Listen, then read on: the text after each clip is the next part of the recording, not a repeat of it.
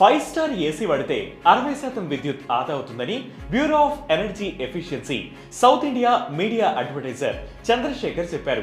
అసలు 5 star ఏసీతో current ఎలా ఆదా అవుతుంది? అంతకన్నా తక్కువ రేటింగ్ ఏసీల వల్ల కరెంట్ బిల్ ఎందుకు ఎక్కువ వస్తుంది? ఏసీలు కొనేటప్పుడు పవర్ కన్సంప్షన్ అనేది ఒక క్రిటికల్ ఫ్యాక్టర్.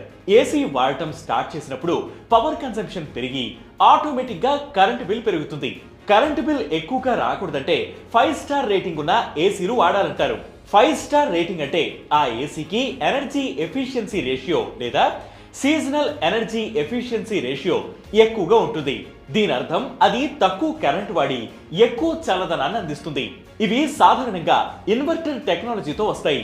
ఇన్వర్టర్ ఏసీలు కంప్రెషన్ ను పూర్తిగా ఆఫ్ చేయకుండా రూమ్ టెంపరేచర్ ను బట్టి దాని స్పీడ్ ను అడ్జస్ట్ చేస్తాయి. దీనివల్ల పవర్ కన్సంప్షన్ తగ్గుతుంది.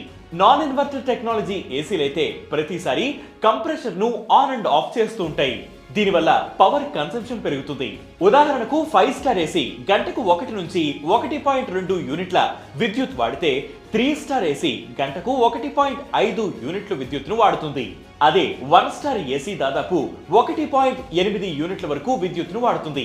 మీరు రోజుకు 8 గంటలు 5 స్టార్ ఏసీ వాడితే 8 × 1.2 అంటే 9.6 యూనిట్లు.